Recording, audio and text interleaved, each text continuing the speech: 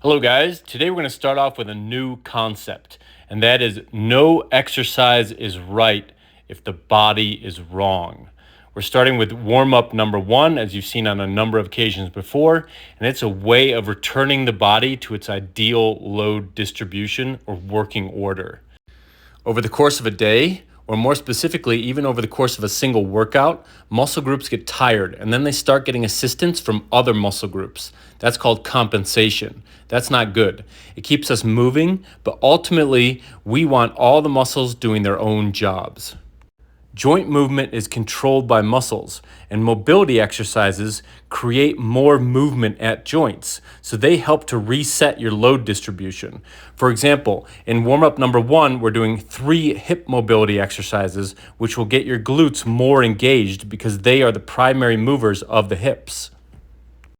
But mobility exercises aren't the only way to influence load distribution. Well-placed static stretches are another good way. For example, doing a long static quadricep stretch just prior to a squat will help get the quads out of it and push the load more into the glutes and hams. And while we're on the subject of glutes, another way to create more glute dominance, or in other words, influence load distribution, is to stabilize the core just prior to a leg exercise. A stable core creates more hip mobility, which is primarily, again, controlled by the glutes. As I remarked earlier, the point of doing all this is because load distribution worsens over time, and definitely over the course of, for instance, 3 sets of an exercise. You've got to stay on top of it. This is a kind of way of saying to your body, no, you can't just do this exercise any old way you want to do it. You have to do it the best way. Now, there's one final element to making that happen. In fact, the most important part of this equation is not necessarily just doing this over the course of a workout, but rather going back and strengthening those muscle groups in isolation so your load distribution gets better and better over time. So what you're going to see in this video is how I influence load distribution over the course of a couple sets, as well as a number of isolation exercises and compound, or what I've referred to as patterning exercises as well. And in addition to that, I've also done this video in a little bit of a different format than I've done the rest. So let me know what you think down in the comments. Thanks.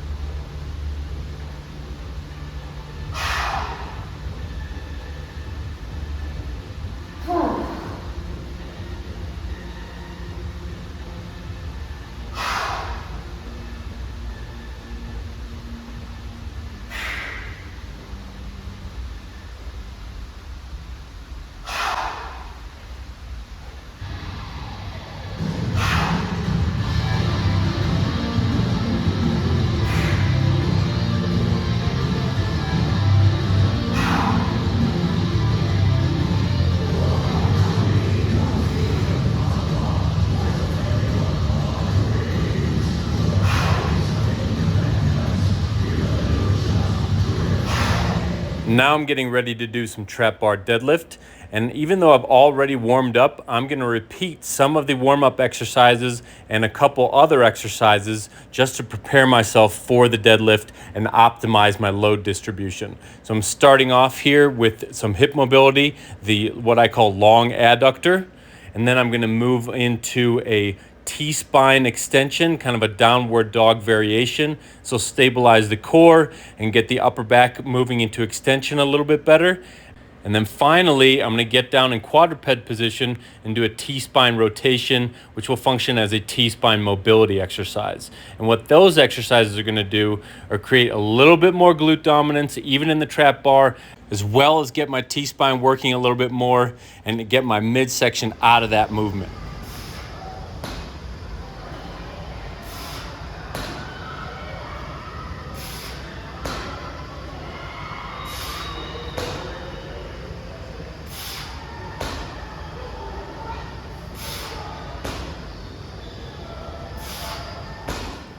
Here we go, set number 2. I'm gonna do some more T-spine mobility just to optimize the load distribution to move the weight further up into my mid-back or my T-spine and away from my lower back. And that's what I want.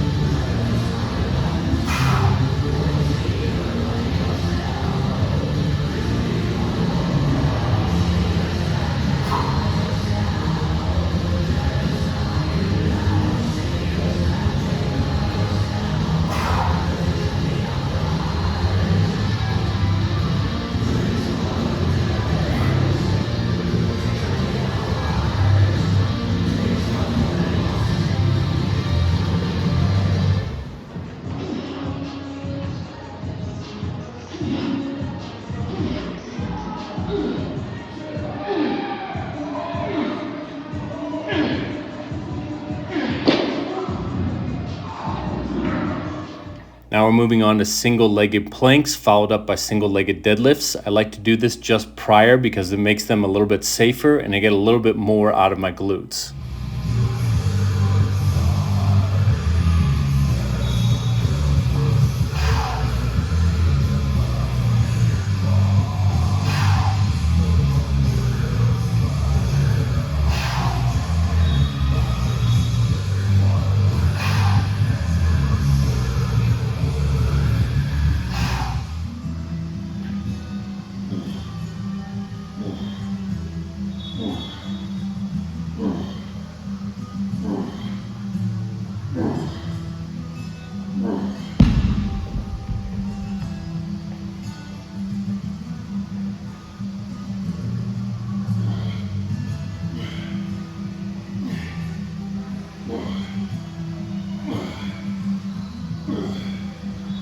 Ugh.